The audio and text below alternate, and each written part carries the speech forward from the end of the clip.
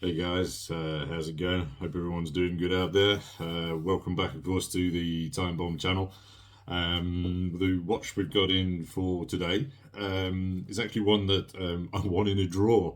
Very surprised. I rarely win anything. I think it's been years or so since I've won anything more than a lucky dip in a lottery. But Wes over at my or Mr. Budget Watch channel, he had one of his 1,000 subscriber prize giveaway thingies, and Muggins here won. So big thanks to Wes.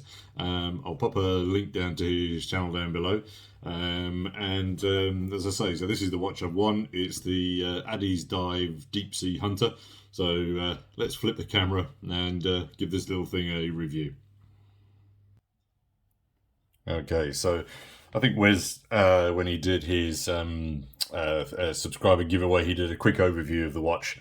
I have to confess that I did do a quick search just to see, because I didn't know much about this particular model. And it's currently on sale on AliExpress for around £23 only. So we are going to need to judge this watch accordingly. But I'll be honest with you and tell you straight up that there are issues with it.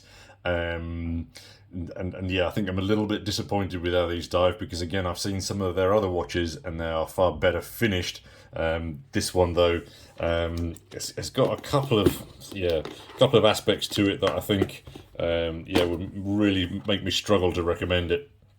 And yeah, I think the whole point of doing reviews is not to always tell you just the glowing stuff around these things. I think we've got to be honest with each other. So here's the watch. As I say, this is the Deep Sea Hunter. Let me just drop the camera in a little bit better so you can get a slightly closer view. There we go.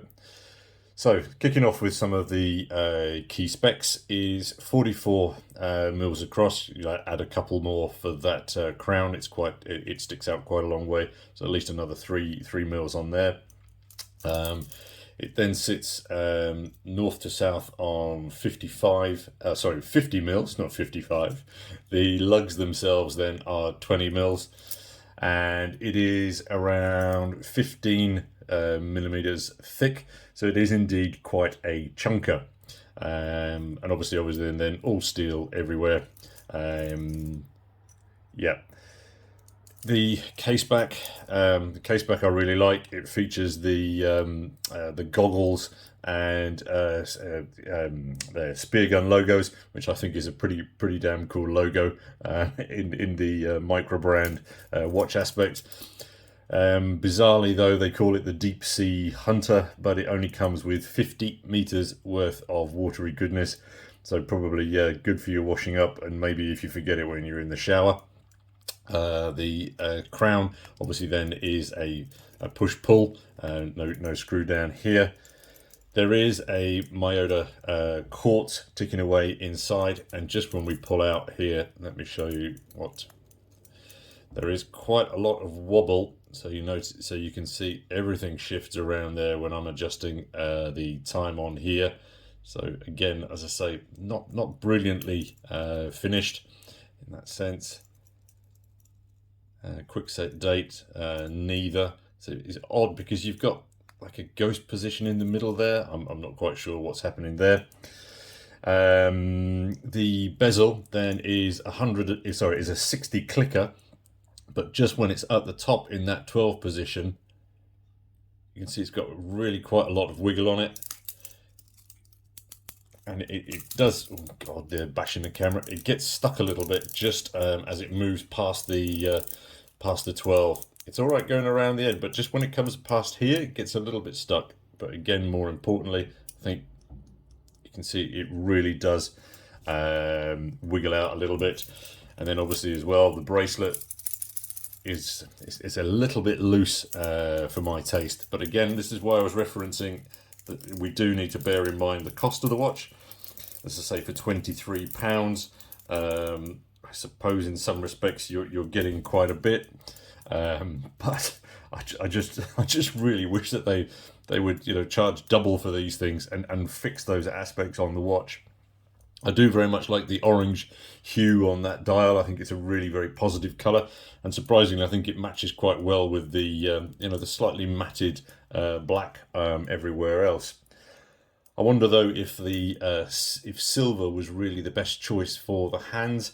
I think they kind of look. It looks a little bit unmatched with everything else that's going on the dial, and sometimes as well they do just get a little bit lost on that dial. Just straightforward black hands with keeping that seconds hand in white or even in red. Just possibly slightly better design decisions. Now, on AliExpress, when I was doing my research, they call the loom tubular luminous, and I'm thinking that that's a little bit of a translation error. On that initial light up glance, it looks okay, but then bizarrely, I did notice something that when I came back about 10 minutes later to look at the watch, I noticed that the blue marker up at the 12 had faded out completely. So a bit of an odd watch, really. I think there's some aspects that I do like about it, but I think, to be perfectly honest with you, if you win this in a competition, I think it'll put a smile on your face and it'll probably give you a little bit of fun, which is fantastic. But I think if you're looking to buy it, then I would really struggle to recommend it. I think Addies need to work much more on their QC. There are some gaps in here that I think are really going to put many buyers off. I did also see it advertised on eBay for £165, and please do not pay that for it. That's just a ridiculous price.